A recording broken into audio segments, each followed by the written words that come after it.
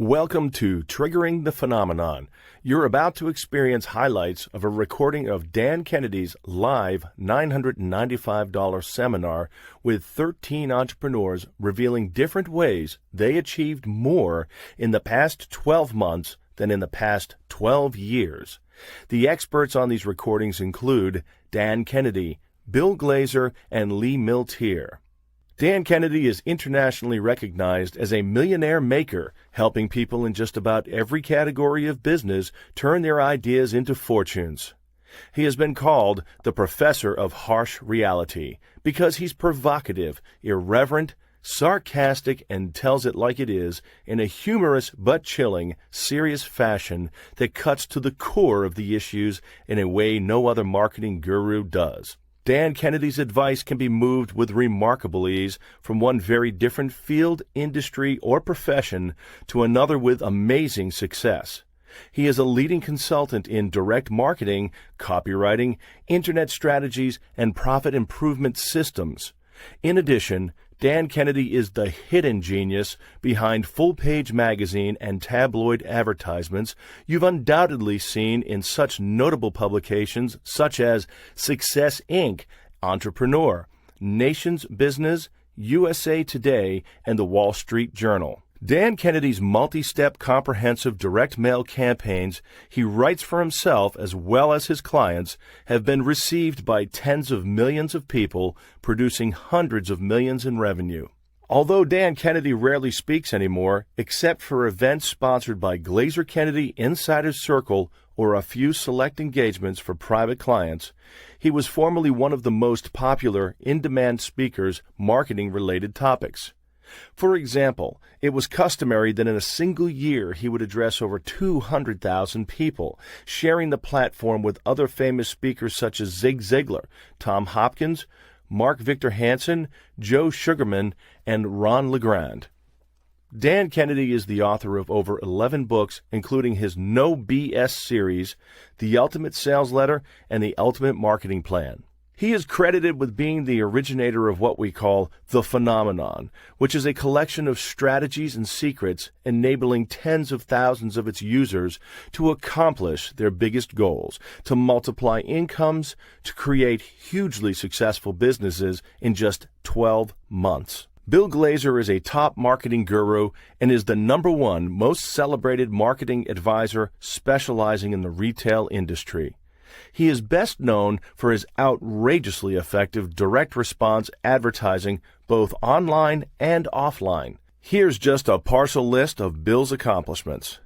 In 2000, the industry journal MR Magazine named Bill and his BGS marketing system to the list of the 100 top people, places, and things impacting the industry at the millennium, the equivalent of being named to People or Time magazine's list of the 100 most noteworthy or influential individuals. Bill and his outside-the-box marketing strategies have often been featured in the most prestigious marketing magazines in the world. For example, DM News, which is the newspaper of record for direct marketers, ran a full story on Bill's outrageous marketing strategies that are outrageously effective. He won the prestigious RAC Award at the 2002 Retail Advertising Conference. This honor is equivalent in advertising as the Oscars are to the movies and the Emmys to television. Perhaps the shining jewel of his accomplishments was when Dan Kennedy asked Bill to join him in 2004 and deliver the latest marketing advice to their thousands of clients worldwide. Now, Dan could have chosen anyone in the world to partner with, but when asked why he chose Bill, he replied, "Bill is as astute and able marketer as I am, and frankly, a more organized business person than I am." Lee Miltier is a talented and highly respected performance coach with clients that have included NASA, Disney, FedEx, as well as numerous entrepreneurs, sales professionals, and speakers. In short, she has a wide and varied background in publicity, sales, marketing, speaking, platform selling, and coaching. In recent years, Dan Kennedy has worked closely with Lee on developing his Renegade Millionaire strategies and programs. This day was recorded shortly after Dan Kennedy suffered a serious accident while he was driving one of his numerous harness racehorses. Although you'll hear him experiencing some discomfort, you'll find the information to still be cutting edge and will point you in the direction to trigger the phenomenon in your own life. On this recording, you'll hear firsthand from people who have experienced the phenomenon using 6 of the major phenomenon triggers. At first, you'll hear Dan Kennedy and Bill Glazer talk about the first phenomenon trigger, which is commitment to speed. Welcome to the Renegade Millionaire Day. For those of you that do not know me, let me introduce myself. I'm Bill Glazer. And thank you for coming. And Dan has put together for you a fabulous pre-day before a fabulous 3 days that we're going to be spending in the Super Conference. Today's day is what we call the Renegade Millionaire Day. And for those of you who are familiar with the term Renegade Millionaire, it's a term that's Dan has been labeled as. He's also been labeled as being the professor of harsh reality. He's been labeled as being the coach's coach, and I can tell you that there's well over 100 very successful coaches in different niches that Dan has personally coached. In the Renegade Millionaire Day, it's all about the different types of strategies and different kinds of tactics that renegade millionaires do in order to be utmost successful in the particular niche or industry that they're in. And Dan, after working with hundreds of different entrepreneurs, has sort of identified this. So today, you're in for a real treat, because what he's going to be doing today is not only be talking about some of these, but we've also arranged to have several of our successful members who are renegade millionaires to also come up here today and do a very, very detailed show and tell to tell you what they're doing in their business. And I think you're going to find that extremely valuable. But with that said, I guess what we'd like to do is bring up the Napoleon Hill of the 21st century, Mr. Dan Kennedy.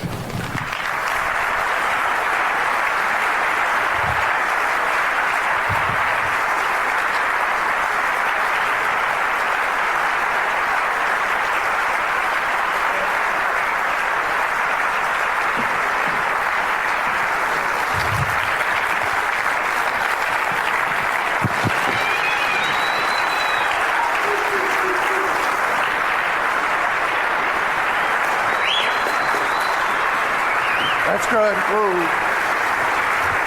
Get them out of the way. Thank you.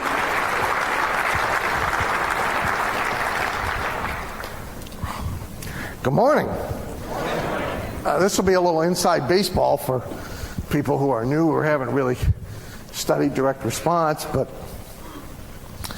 in tribute to the late Gary Albert, as you can see, I've attached a wheelchair to my ass. I've done so for 3 important reasons. I told you it was inside baseball. Those who didn't get it, you can get somebody to explain it to you on it refers to the dollar bill letter. I can honestly say I'm very glad to be here. Don't take that personally. Under the circumstances, I'm glad to be anywhere. Had a little injury, and it is going to affect what I can do here this weekend with you. So you won't be seeing me much on breaks. And so photos and signings and that kind of stuff, I'm afraid, is out of the question. For those of you who are seeing me for the first time, I usually don't look this bad. Can't do anything much about the fashion statement either, because the back brace is sort of in the way of appropriate apparel. I should also caution you that I'm on some pretty significant drugs, so we might have, a Paula Abdul moment or two. But under the worst of circumstances, I'll probably be better than she. And those of you who were in the bar and are hungover or had one of those lovely 22-hour flights to get here from Indianapolis, or you can all take comfort no matter how crappy you feel. You ain't even close to how I feel. Given the drugs, of course, I may be not self-editing, so when I offend some significant number of you sometime during the day, just, sort of put me in the category of somebody who has permission to do so, like Rosie, not in the category of somebody who doesn't have permission to do so, like Imus.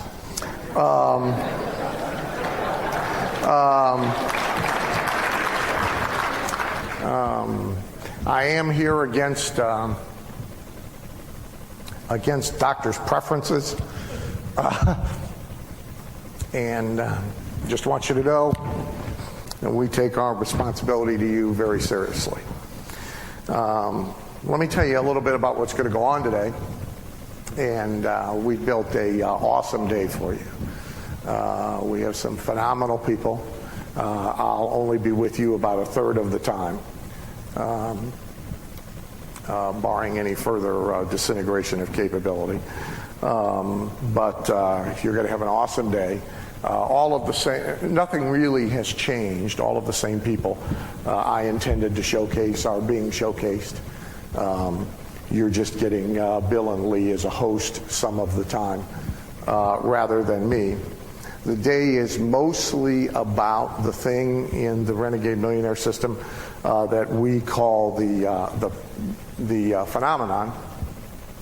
And to sort of refresh your memory and give you a little background, this is a thing that every entrepreneur experiences at least once, sometimes several times during their career. Anyway, the phenomenon is something that is much more interesting when you discover how to make it happen rather than waiting for it to happen or having it happen to you. I first heard the concept and started to be alert for the concept very early in my career from Earl Nightingale.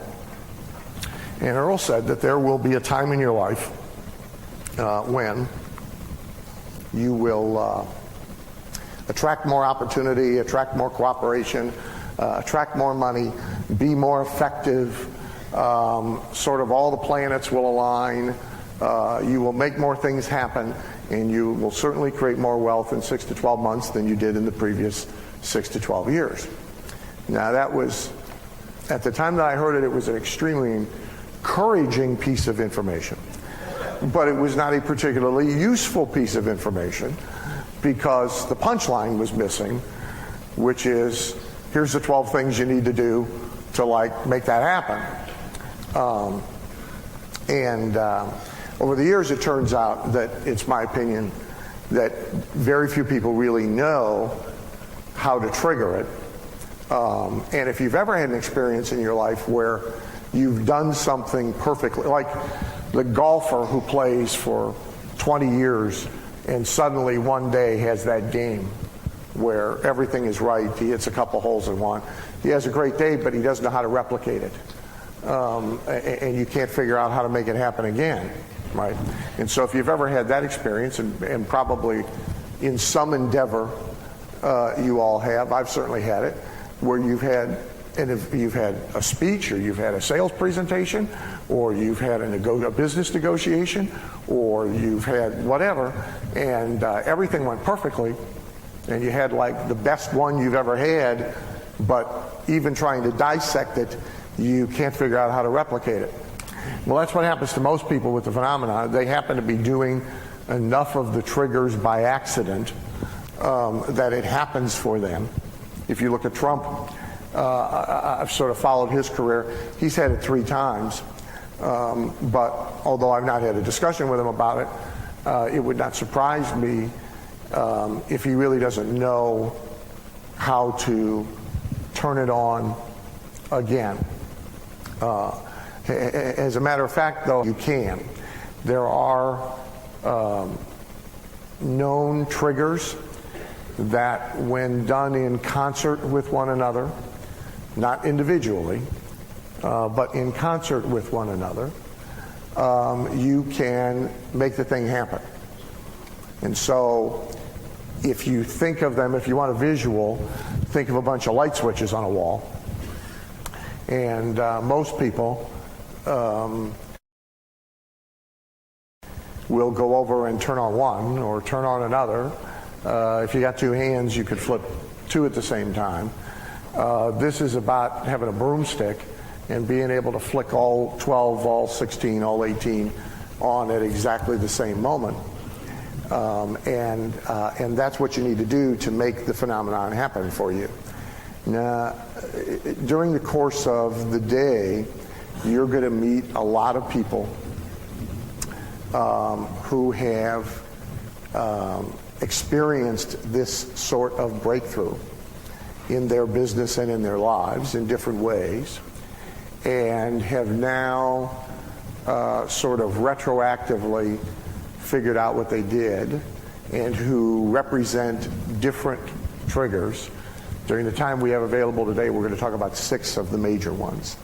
And so you're going to have a better handle not only on what this thing is, and I guess I should ask, how many of you would like to have more money flow in the next 12 months than in the previous 12 years? Yeah, okay, well, all right, well, you're in the right place. Anybody actually that didn't raise their hand, you know, you might find something better to do today than be here. Well, in fact, quite frankly, you're likely to be annoyed more than you are anything else. And that can be a reaction to hearing from these people, by the way, is sort of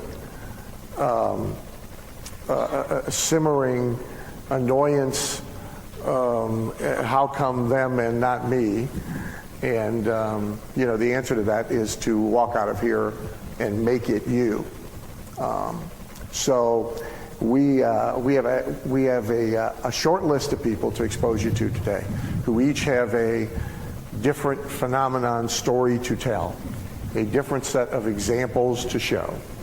And although they have used all of the triggers, some consciously and some unwittingly, they each tend to represent a different one of the major triggers.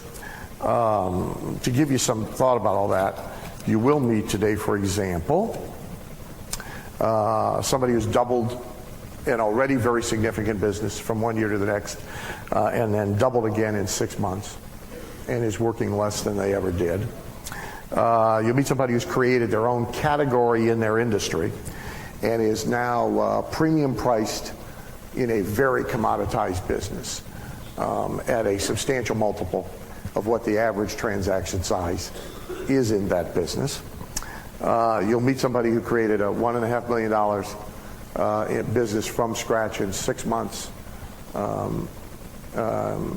He uses different language for it than I do, but using what we might call the train wreck principle.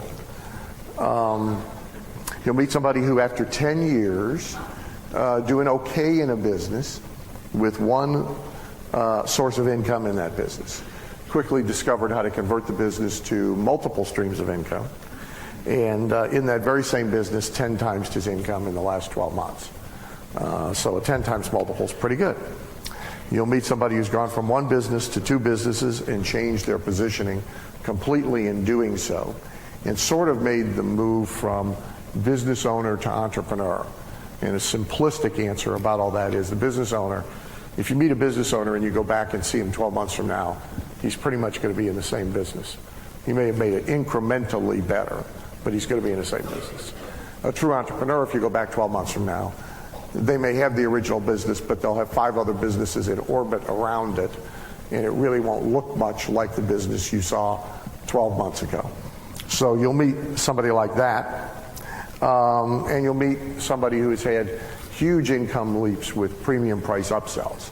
So they're going to be showing you some very specific techniques and some very specific examples that you can sort of steal and use which is value here on one level, but on the other level, I encourage you to listen not just for the headline, the specific technique, the price proposition that you may be able to walk out of here and lift and use, but also listen to the transformation of their thinking about themselves and their businesses, because in there you will find many of the real triggers.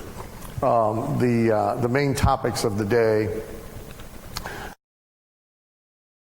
will be how to create extreme marketplace advantage, emphasis on the word extreme, the ability to get things done, and the different types of action that renegade millionaires take, the commitment to speed and how that impacts triggering the phenomenon, the commitment to systems and how that impacts triggering the phenomenon, and sort of my favorite hit is some time on price elasticity, meaning how you can get more money from each transaction or each customer or each client that you are now engaged with. When I first heard Earl talk about the phenomenon, again, it was encouraging but not useful. It was encouraging to know that, hey, at some point in time, all the switches are going to click, and you're going to get more done and more accomplished and more wealth in 12 months than the previous 12 years. But it was not encouraging not to have any idea exactly how that happened or how to make that happen. As you probably know from the Renegade Millionaire system, sort of a precursor for most of you to be here, I'm pretty fortunate in that most of the 30 years of my work has been with people who fit this profile. They are first generation millionaires and multi-millionaires, meaning they're not there because of the Lucky Sperm Club. They're there because they created it from scratch. Almost all of them are entrepreneurs, meaning they're not the CEO of some big dumb company who gets a big salary, regardless of how well the big dumb company does. But in fact, there's direct correlation between their performance and their success. Almost all of them have built their businesses from scratch, meaning they didn't acquire, they didn't have any kind of a head start. A enormous diversity of businesses, industrial, business to business, consumer, product, service, tangible, intangible, local, national, global, 500 employees, 5 employees. So an enormous variety. And most of them are also 7-figure earners. Now that puts the whole bunch of them in the top 1%. In most cases, a fraction of the top 1% of American society. And what's really important to know about that is the other thing I got from Earl Nightingale very early. And I'm now just naming the 2 things, by the way, which, like, that's all you need. You know, some people think they got to come to a seminar like this and they got to walk out of here with 5,000 things they wrote down and 500 pages of notes, and, you know, they evaluate value in everything by bulk. These are people who are really happy, like at Costco and Sam's Club, where you buy peanut butter by the 55-gallon drum. But that's not, you know, the correct approach to ideas that can provide breakthroughs in business. 1 or 2 are plenty. You don't need 500. And so I don't mean to express any dissatisfaction. Out of the hundreds of hours of Earl Nightingale material that I listened to, I only got two things that are memorable, but the two are pretty important. And the second thing is Earl said that if you didn't have any kind of example, if you had no positive examples, you had no role model, you had no leaders, you had nobody who had blazed the trail, you had nobody to look at who had achieved the success that you want, all you had to do was look at what everybody else was doing and not do it, because the majority is always wrong. This is, not real good news for democracy. Although you can make an argument that democracy proves the case.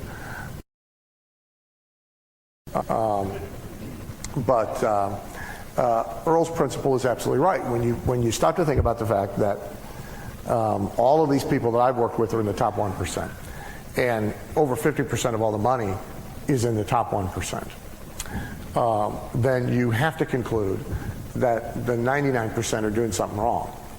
And in fact, they're doing a lot of things wrong. And if you just didn't do anything you saw the majority of people doing, you'd be way ahead. And you wouldn't have to know why necessarily. You just, don't do them. And we could make a long list of those things. Vast majority of the people, it's like 8 million people or something, couldn't retrieve a phone number, including the entire British Parliament, because their Blackberries crashed. Well, there's a message there if you want to pay attention to it. Might be a good idea to have your important phone numbers on a 3x5 card, because then if you could get to a phone, you could at least call somebody without waiting for this thing to reinvigorate itself. Most people don't carry any cash, so if you didn't know anything other than most people don't carry any cash, you'd carry cash. So Earl's principle was also extremely encouraging to me, because it really made things pretty simple. Look at what everybody's doing. So in any environment, so if tomorrow you get into a new business, here's what most people do. They look at what everybody else in the business is doing and they emulate it. When actually, because we conform, right? We want to look at how are things done around here, and let's try and do the way things are supposed to be done around here. So if you get a job as an automobile salesman, and all the car salesmen, excuse me, line up every morning with a donut and a coffee in their hand and stand in a row and wait for somebody to show up, that's you get in line in the row.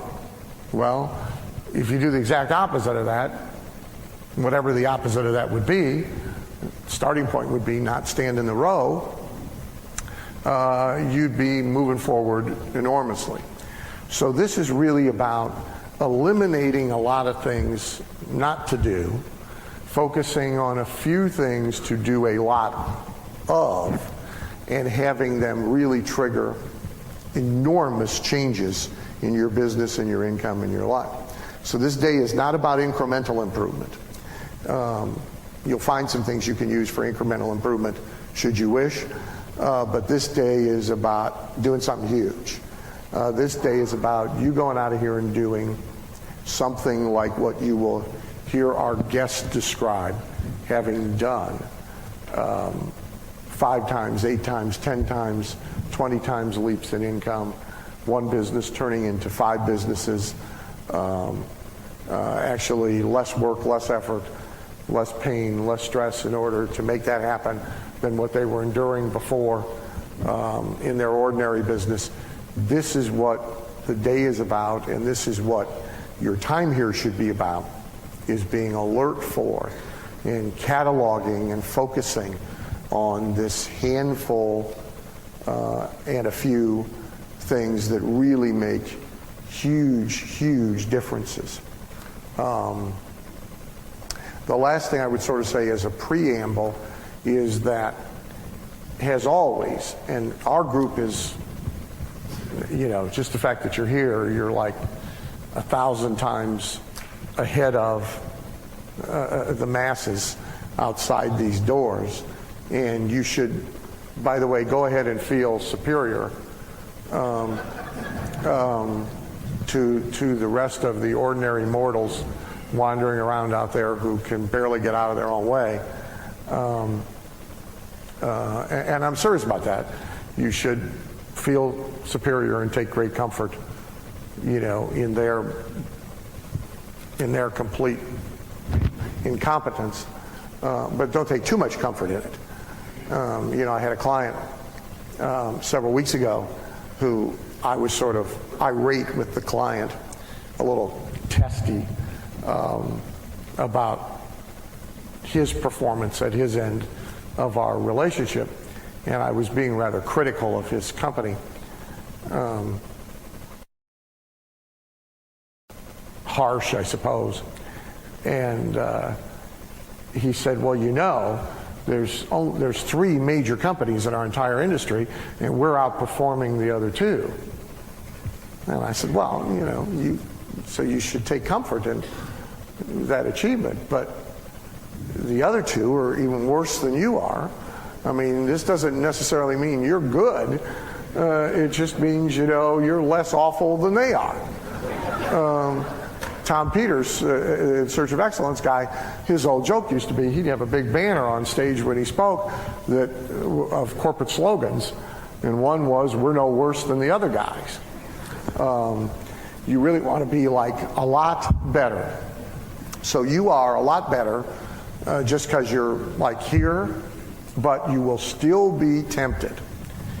The temptation is deeply psychologically ingrained, and to get full value out of the day, you must fight it. You will be sorely tempted to invalidate things you hear as not relevant to you because the person speaking is in a different business than you are, or is a different age than you are, or has a different background than you are, or for any number of reasons. What the majority is very good at,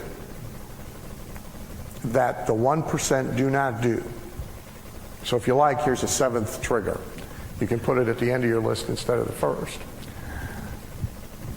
What the majority is very good at is instantly coming up with reasons why X does not apply to them. And they can't use X in their business. And they can't use X in their life. And X won't work in their town. Pete Lillo, who's here somewhere, he has a relative on his wife's side, I should quickly say, who is a pastor. Rodney, you'll find this amusing, if not surprising, a pastor in St. Louis. And he has informed us that direct mail for churches doesn't work in St. Louis. So there's a city in America. So if any of you are from St. Louis, you probably should move, because there's a city in America in which direct mail doesn't work. It works everywhere else, and all of the empirical evidence that direct mail works for churches will not change his mind, because the empirical evidence does not come from a church of his precise denomination in St. Louis, Missouri. Now, we can laugh at him, but it's important not to, in any way, shape, or form, mimic his behavior, because he's funny. It's not when it's you or me. And this is really deeply ingrained. You'll be fighting it all day long and really all weekend long. And it doesn't end. You fight it, by the way, the entire time that you are an entrepreneur. So keep that in mind as you hear things today. Got to turn your instant reject mode off. Can't fight with them. There's no genius in coming up with the list of the 212 reasons you can't use this. Any idiot can make that list. You can hire them for minimum wage to make that list. It's all they're worth, and that's generous compensation. The genius is in hearing it and figuring out how to make it work in your circumstances to get comparable results. And so that's your task today. I think you'll find that we're going to do a pretty good job on delivering on our side of the equation, but we're only responsible for 50% of the results. With that said, we're ready to go to the first trigger, which is commitment to speed. And no one better to deal with speed than Speedy Glazer here, who is one of the few people on the planet who can actually get more done than me in a day or a week or a month. So I give the stage back to Bill.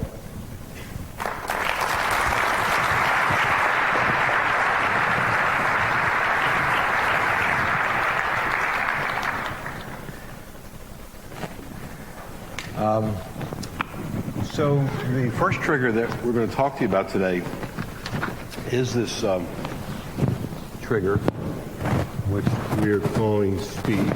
In order to really achieve what we're calling the phenomenon, which is experiencing more in the next 12 months than you did in the last 12 years,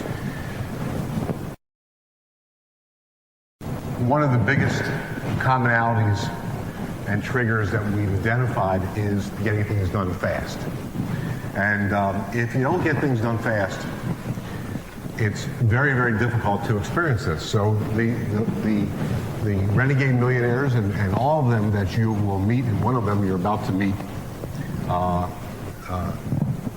really intimately, is Allie Brown, who will be coming up here in a few moments, showing you exactly and demonstrating to you exactly how she has accomplished this. But I want to talk a little bit about this trigger of speed, because as you see, what I have here is speed 2. And what I want to talk about is this is speed to momentum. Because this whole issue of speed is really about creating momentum in your businesses.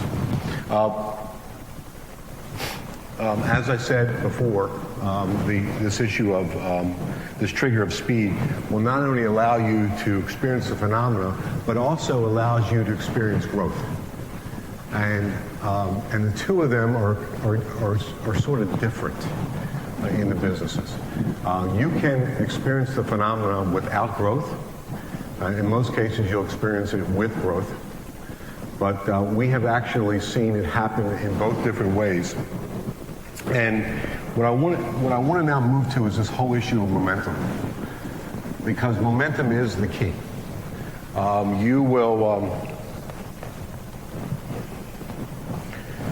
You'll find, as I have up here, that this issue of momentum leads to doing things fast that would take on a life of their own.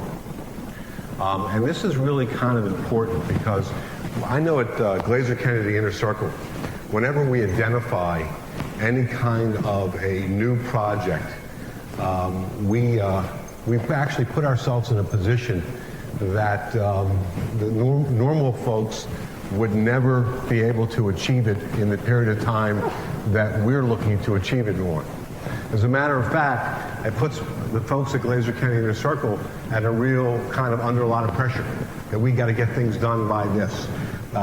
What we usually do is we will assign a launch date to it. And the launch date, 6 weeks away, 4 weeks away, 2 weeks away, 6 months away, whatever that is. But knowing that we're going to launch it at that time is what sort of leads to this thing of momentum, and also the fact that doing things fast takes on a life of their own, because by getting things done fast, the thing has this life to it that we got to get things done that normally, I guess our theme is super conference, so you got to have sort of superhuman skills in order to get this thing done by that time. And it's that life of their own where everybody is sort of centered on getting these things done. I'm going to talk a little bit later today about what we call now our Member Save program. And our Member Save program, we launched it probably about 6 to 8 weeks ago, and it was headed up by our Vice President of Operations, Michelle. And what we did is we had a launch date for it, And when she first came to me, she said, here's the launch date. This is when we're going to do this thing. I said to myself, it's just not going to happen by this time. But the reality of it is, it does happen. The second piece is this whole issue of momentum attracts people. So what happens is that when you have this momentum going on in your business, it immediately attracts people to be involved in the momentum. Oftentimes it's within the business, which is a big commonality of Glazer Kennedy Inner Circle, where everybody sort of rolls up their sleeves and gets it done. Other times it's people outside of the business. You're going to find when Allie comes up here, she is fabulous at attracting people outside of her business in order to maximize the effectiveness and to gain what we call momentum. It attracts resources. So again, it's this whole issue of finding different resources, usually outside your business, to help you to achieve what you've got to achieve. And also, it creates chaos. And I can assure you that getting things done fast will create chaos, which is usually the number one reason why people do not get things done fast, is they cannot handle the chaos. And you've got to look at the chaos as a good thing. Chaos is good, not as a bad thing where, chaos, I just can't have chaos in my business. Chaos is one of the biggest things that will lead to momentum in order to get things accomplished. Now, doing things slow, as I have up here, it leads to having to do, push to get every step done. And the other thing about doing things slow is it usually results in not getting things done. So when you combine those two, which is every step of the process, I got to push to make it happen, and usually it never leads to accomplishment, that is the reason why the real renegade millionaire never wants to think in those terms. What I want to do now is I want to ask Alexandra Brown if she could come up here. Probably should have got you mic'd up. But Allie is in my Info Mastermind group. And you actually, I believe, have a PowerPoint too, don't you? Good. So I should have given you more warnings, shouldn't I? Do we have a...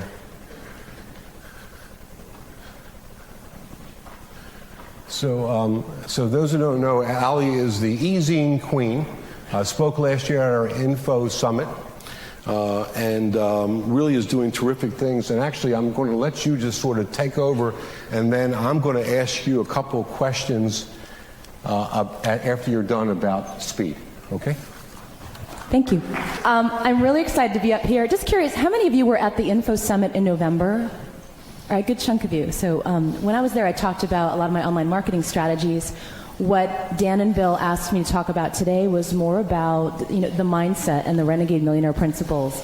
And I'm really excited to share with you some of the transformations I've made in my business over the past year. And I was warned to keep this brief, so let me just tell you what I'm going to cover during this time. The first is just a little bit about my background and how this all started, how I got my business to a level that I was an entrepreneur and not working in the business, but always working on the business. My business before and after, give you kind of a snapshot of the before and after. What this growth has given me, how it's changed my life, how it's changed just everything about my world, and it's phenomenal. The details, how I did this and how I did it quickly, and I know that's what Dan and Bill want me to focus on, is speed during this talk. And then talk about my favorite Renegade Millionaire principles. And also, they asked me to give you a website where you guys could see and learn more if you'd like a copy of this presentation or any of the resources that I used. I'm going to give you guys a web page for that. So this is the principle that we're focusing on right now, is getting things done fast. And I was terrible at this when I started my business. Give you a little bit of history. Started my first business in 1998. It was a service-based business. I was essentially a copywriter and consultant. I left my job in New York City and started off on my own as a copywriter doing jobs for clients. And I was in for a rude awakening because I did not realize that the marketing is more important than the mastery. This is what I teach my clients now. You need to be the best marketer you can be. Instead of focusing on doing whatever you do it is best, you need to focus on the marketing, and that's what I learned from Dan and Bill. So at this point, though, I had no clue, and the biggest mistake I made was actually modeling my peers, which is what a lot of people do. Would you agree, Bill, in the beginning, is actually looking at my peers and seeing what they were doing and realizing, when looking back, they were all broke. So why was I modeling these people? Really was kind of lost. I was doing okay, barely doing six figures, but living in New York City, that really didn't get me far. In 2001, what had happened is I had gotten better at marketing using an email newsletter. And that's how I got known as the e-zine queen. And I decided to write an ebook about the process and how to publish an email newsletter that makes sales. And I came up with the name e-zine queen. I bought the domain name and put up my one little ebook.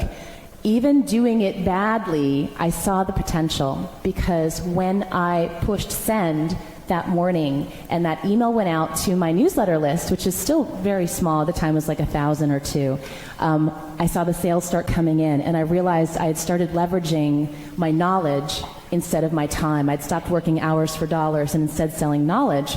So that's how e-zine Queen all started. From there, my list grew. I started offering some more products to my list. Dan says go out and build yourself a herd. So I focused, instead of selling my time, creating more products and programs to offer my list. I did okay the first few years. This is still pre-PD, that's pre-Dan. I averaged about 100, 200,000 the first few years, and I was still working with clients, though. And I really wanted to get away from that. I didn't like working with clients that much. Once started studying Dan and Bill's stuff, I doubled it to 400,000 and 205, and I started letting go my clients, and that was a little scary at first because I really had to trust the process. But I was still really tentative at this point. I would dip my toe into an idea and then take a while to step into it, and had not got this concept of speed. But what happened was, I joined Bill's group about last year. It was the first year that I joined Bill's mastermind. I have to tell you that being in a group of that level dramatically changed my thinking. It got me to think bigger. It got me to challenge some of the ways I was doing things. And to see how fast these guys do stuff is pretty amazing. So last year, in 2006, my business actually tripled to $1.1 million. And I'm excited to share that. Thank you. And I'm going to share a little bit with you about how I did that. And this year, I'm actually on track to at least double that this year. This is a huge, huge spurt of growth for me, and it was no accident, and I'm going to show you how I did this. Just a few snapshots of my website so you can kind of see what I do. This is my main page for easyqueen.com. I'm starting a few other websites as well, but my main product still revolves around publishing an email newsletter that gets you clients and customers and sales. This is my other product, my Online Success Blueprint in a box. I also have the Online Success Blueprint Workshop. I love when you were talking about how putting products together, you just set a deadline and you launch it. This is how this happened. My clients were asking for a workshop, and so I said, okay, I'll put a page up and I'll say it's happening in August, and let's just set a date and see if anyone signs up, right? That's how we did it. And so I put it out there, and people started signing up, and I said, oh crap, I gotta figure out how to put on a workshop. I'd never done this before, and so this is how I do things now. Again, I set the deadline, I announce it, and then I backtrack and just figure it out later.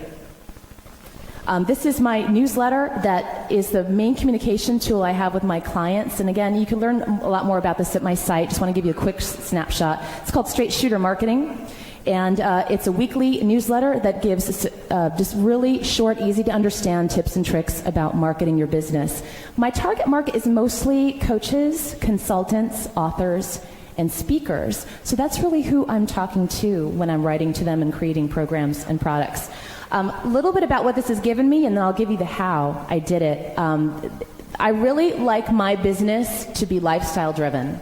And I know some people don't work this way, but I actually plan my business to create an extraordinary life. Actually, I just trademarked the phrase, designing your business to create an extraordinary life. Because otherwise, What are we doing here? This is really about you and what you want to get out of your life. And I'm really excited that this past summer I bought my first home. It's actually right on the beach. You can see the patio there is where I actually work most of the day. I sit out there and suntan and do coaching calls and work on my computer. I'm usually just hanging out in shorts and a t-shirt. I'm not wearing a suit. I don't have any employees. I don't want any employees. I don't want to see people in the morning. I don't want to talk to anybody in the morning. I don't look like this in the morning. So this is how I want my life to be. Last year, I not only grew my business that fast, but I took not one, but actually 4 2-week vacations. I'll give you a little tip. I actually plan my vacations really well in advance. Beginning of the year, I map them out on the calendar, and I book them, and I make them non-changeable. You have to do that, because does stuff always come up last minute? Yeah, you're always like, oh, it's not a good week to go away, or I got a speaking invitation, or, but you got to do this for yourself. And it actually sped my success faster by taking those breaks. That's the first time I got up on water skis, and it's a lot harder than it looks, for those of you who don't water ski. Oh my gosh. Another really place that's given me a lot of joy is being able to give back. This is just one of the projects I did with Make-A-Wish this year. The little girl in the picture with the princess and her sister is a little girl named Jenna. I sponsored. She has a terminal brain tumor. I sent her and her family to Disney World for a week last year. This is one of the things that I'm just so grateful that I'm able to do now, and do a lot of giving back with the money that this is bringing me. So can I talk just about briefly a few other principles that I like from Renegade Millionaire? Here's a few other the mindset things, because I want to let you know you can learn all the marketing strategies and tools and tips in the world from Dan, Bill, me, or anybody else.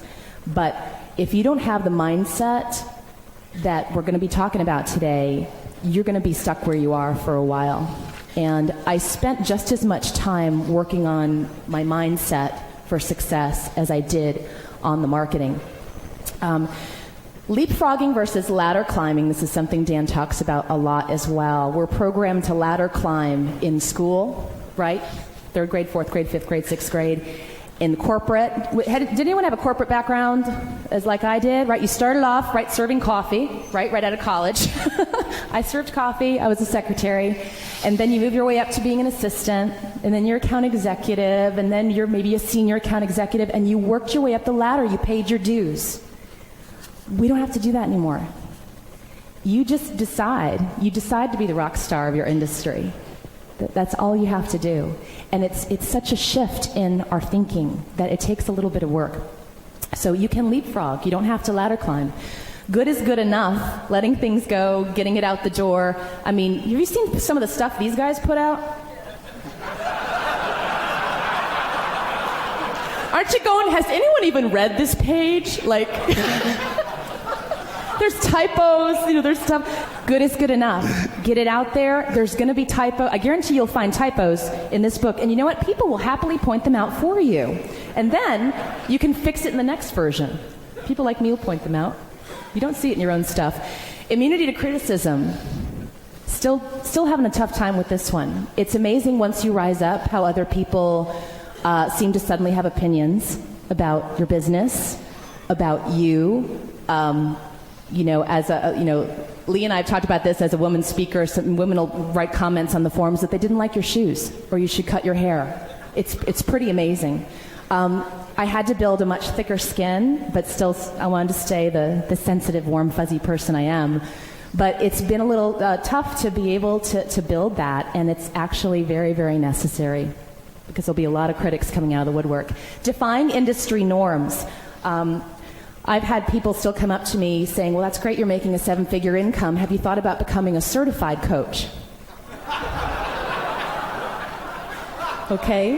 Now, I love coaches. They're my #1 target market. But do you see how we're missing the gap here? There's like a little bit of a skew in the thinking here. Working on my own terms, giving myself permission that my workshops are going to be where I want to have them. They're in LA, where I live. That my coaching meetings are going to be where I want to go on vacation. To give myself permission to design the business around me. We're all very catering to our clients and customers, but sometimes too much. We have to remember who this is all about. It's about designing that business to create an extraordinary life. And leveraging others. I highly encourage you. It blows my mind. I meet some of you, and you guys don't even have an assistant yet, or someone to handle, phone calls, admin, going to the post office. I'm at the point now I actually delegate personal things like grocery shopping, picking up the dry cleaning. I actually have someone who scoops my cat box now 3 times a week. Is that pretty cool? I have like a house manager. Now she comes in a few times a week and just does stuff I need her to do. And those of you some people are laughing. People with cats are like, that's cool. Yeah. Think about what your time is worth. It's about realizing what your time is worth and then focusing your personal time and energy in only the things that matter. And lumped all together, this is how I did this so quickly. So do you have any questions on that? Or sit down? Sit down. Okay. Well, first of all, how about a hand for Alex?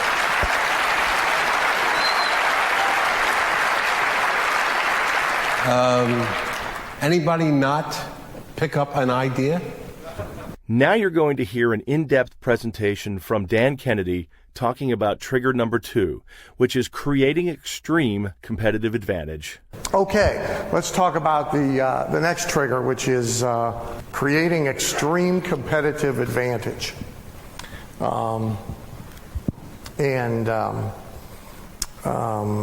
It starts with having a profound reason for your existence in the marketplace. And so this is really, and often, by the way, I find, and I even have it occur in consulting days, when you ask this question, like, what entitles you to be here, to take up space? People they generally don't have good answers. So if somebody moves into my community and they open up a restaurant, or we had somebody in one of my coaching groups who I think I and the group managed to collectively aggravate him to the point that not only isn't he in the coaching group, but I think he has left Planet Dan entirely, because he and his wife opened up a particular type of, people in the VIP group will remember this, a particular type of gift shop in a particular town that they moved to. And their reason for doing it is because they always wanted to have one and they always wanted to live there. Well, these are unacceptable reasons. See, the marketplace doesn't care what you want. That's not relevant to it. So somebody moves in the community and opens up a restaurant because they always wanted to have an Italian restaurant. Well, that's no reason to open up an Italian restaurant. You better have a better reason than that, unless it's a hobby. Hobbies don't require reasons. Hobbies only require sufficient funds in order to engage in them until you run out of funds. But businesses require legitimate reason for existence in the marketplace. See, pretty much we've got enough of everything. There's no desperate need anywhere in America for another coffee shop. Pretty much everybody's within driving distance of coffee. There's no desperate need for another financial planner. Pretty much everybody's within driving distance of a financial planner. Some will dissipate your money at a different pace than will others, but fundamentally, and I mean literally in every category, there's no need for another one. So you got to have a better reason than I'm going to be another one because this is what I want to do. Your wants stopped being important when people stopped responding to you when you cried and you wanted food and they brought you some. Pretty much doesn't work that way anymore. So the first thing about competitive advantage is you got to have a profound reason for being in business in the first place. You got to find space, a place, a way to play that is in some respect different enough from the way everybody else is playing that it justifies your entry and your promotion of yourself. If you think about, here's an example, very successful family-owned business has grown into a very, very, very large business, enterprise car rental. Well, we already had Hertz, we already had Avis, we already had National, we already had Dollar, we already had a whole bunch of independents in every market area. Nobody needed another car rental place, right? But Enterprise decided we won't make them come pick up the car, we'll schlep the car over to them, right? So they found a reason to exist. The reason for exist turns out, their reason to exist turns out to be so successful for them that now Hertz is playing catch up with metropolitan offices that bring the car to you. Hertz has really created a second business within their business, right? Essentially, if you go all the way back to Tom Monahan and Domino's, same thing. Nobody needed another pizza joint. You could get pizza. There was no shortage of pizza anywhere in North America when he started Domino's. But by delivering in 30 minutes or less, he had a reason for existence, and the reason for existence became so successful that everybody else had to chase him. And now pretty much everybody delivers pizza, and nobody delivers it in 30 minutes or less. So the market has shifted. Okay?